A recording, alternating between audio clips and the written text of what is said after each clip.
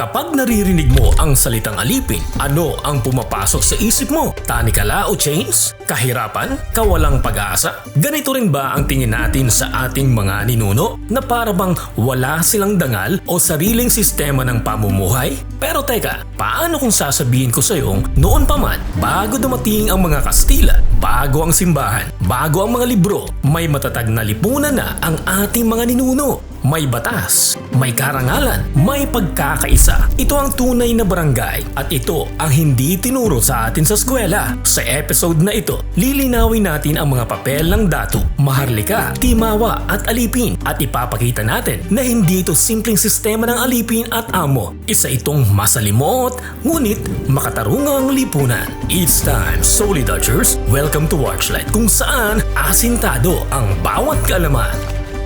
Ang barangay, akala natin simpleng grupo ng tao lang. Pero sa likod ng salitang barangay ay isang komplikado at makataong sistema ng pamumuhay. Isang lipunang may sariling pamahalaan, sariling batas at sariling digdigan. Ito ang kwento ng mga datu, maharlika, timawa at alipin. At kung paanong hindi ito simpleng hari at alipin lang tulad ng turo sa school. Bago tayo mag-umpisa, sagutin muna natin ang pinaka-basic na tanong. Ano nga ba ang barangay?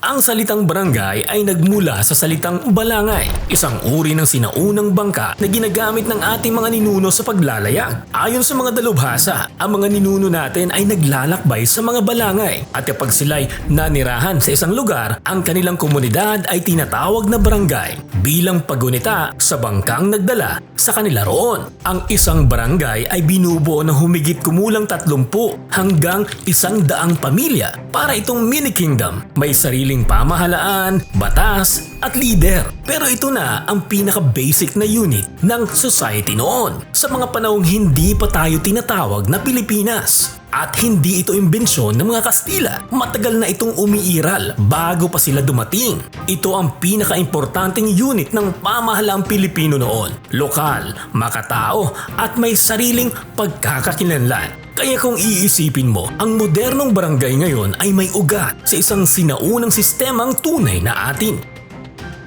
Bago tayo magpatuloy sa Solid Archers, sa mga hindi pa nakapag-subscribe, please click the bell button para sa mga notifications kung may bago tayong videos.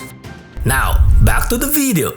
Ang bawat barangay ay pinamumunuan ng datu, isang leader, hukom at tagapagtanggol. Pero hindi basta-basta lang naging datu ang isang tao. Ang datu, hindi ito basta-basta pinanganak lang. Kailangan niya ng tapang, talino at yaman. Karaniwang minamana ang posisyon. Pero pwede ring umangat kung may sapat kang suporta mula sa mga nasasakupan. Hindi siya sinasamba, hindi siya Diyos. Pero siya ang tagapamagitan ng katarungan at kaayusan. Isang leader na inuuna ang bayan, hindi sarili. Kaya kung iisipin mo, mas katulad siya ng ideal na mayor, hindi monarkong ganid. At ang isang datu ay hindi namumuno mag-isa. May mga tagapayo siya, mga elder, babaylan at mandirigma. Ang maharlika naman ay ang noble class. Mga mandirigma na may karapatang hindi magbayad ng buwis. Kapalit nito, sila ang unang tumatayo sa digmaan. Ang maharlika, hindi royalty gaya ng pagkakakilala natin ngayon. Hindi sila hari tulad ng modernong gamit sa salitang maharlika. Sila ay matataas na kasapi ng lipunan, ngunit nasa ilalim pa rin ng datu. Sila ang mga mandirigmang tapat sa datu, mga sundalong handang mamatay para sa bayan. Walang sweldo, walang benepisyo at tandaan, may respeto sila sa karaniwang tao dahil ang lakas ng barangay ay nakasalalay sa pagkakaisa, hindi sa pananakot. Parang modernong volunteer firefighter o rescue worker, hindi ginagawa para sa pera kundi para sa dangal. Kung ngayon ay may tropa ng bayan, noon ay may maharlika ng barangay.